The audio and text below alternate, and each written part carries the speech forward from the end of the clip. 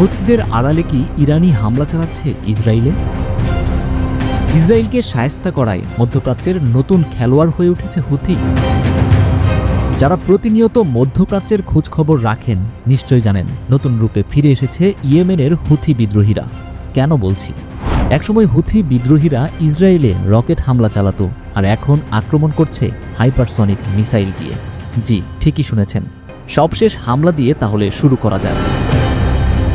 21 December শনিবার ইসরায়েলের তেল আবিবের জাফা এলাকায় ফিলিস্তিনি 2 নামক ক্ষেপণাস্ত্র দিয়ে হামলা চালিয়েছে ইরান সমর্থিত ইয়েমেনের হুথি বিদ্রোহীরা। এতে অন্তত 20 জন আহত হয়েছে। এদিন মধ্য ইসরায়েলে ছোড়া এই ক্ষেপণাস্ত্র ঠেকাতে ব্যর্থ হয় নেতানিয়াহুর দেশ। তেল আবিব বলছে, ইয়েমেন থেকে ছোড়া একটি ক্ষেপণাস্ত্র বাধা দেওয়ার চেষ্টা ব্যর্থ হওয়ার পর মধ্য ইসরায়েলে আঘাত হেনেছে। শুধু হামলা চালিয়েই ক্ষান্ত হন না হুথিরা, বীরদর্পে তা স্বীকার করে বুঝিয়ে দেয় মধ্যপ্রাচ্যে নতুন খেলোয়াড় হয়ে উঠেছে তারা। আর সেই খেলোয়াড়ের প্রধান কাজ ইসরায়েলকে পদে পদে ফাউল করা।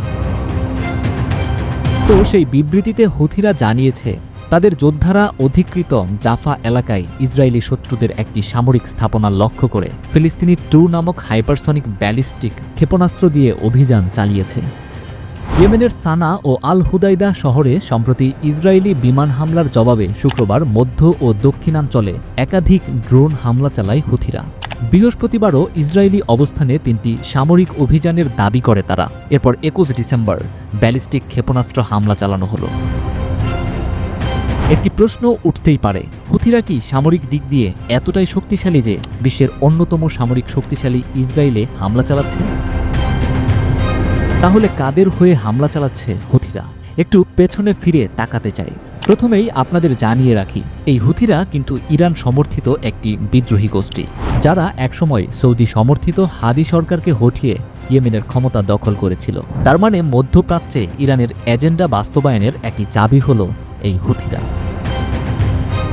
ইসরায়েলের প্রভাবশালী সংবাদ মাধ্যম টাইমস অব ইসরায়েল প্রায়ই হুথিদের হামলা নিয়ে নানান রকম বিশ্লেষণ করে থাকে। তাদের বিশ্লেষণ বলছে, হুথির ক্ষেপণাস্ত্র হামলাগুলো আসলে ইসরায়েলের বিরুদ্ধে ইরানের সামগ্রিক যুদ্ধের অংশ।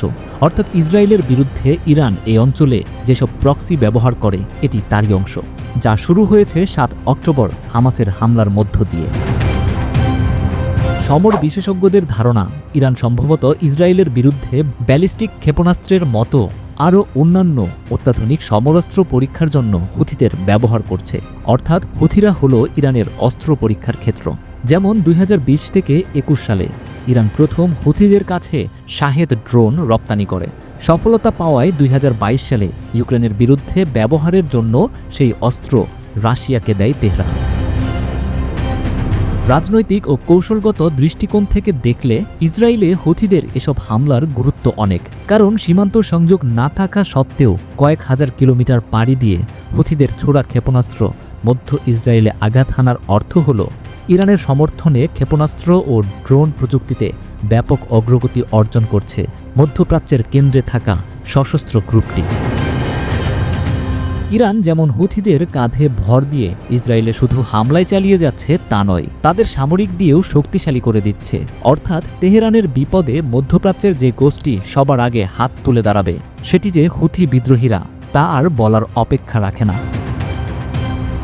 মধ্যপ্রাচ্যের রাজনীতি খুবই জটিল। সেখানে সরাসরি যুদ্ধের চেয়ে প্রক্সি যুদ্ধের খেলাই বেশি। আর এই খেলায় হুথিদের যুক্তরাষ্ট্র ইসরায়েলের চোখের সামনে ব্যবহার করছে ইরান। সব দেখেও হাত পা বাঁধা ইসরায়েলের, কারণ তারা সরাসরি ইরানকে জবাব দিলে লাভের চেয়ে ক্ষতির পাল্লাই বেশি। তাই ইরান তেল আবিবকে শায়েস্তা করতে দাবার যে গুটি ব্যবহার করছে, আপাতত সেই হুথিদের দিয়েই চাল দিতে বাধ্য হচ্ছে ইসরায়েল।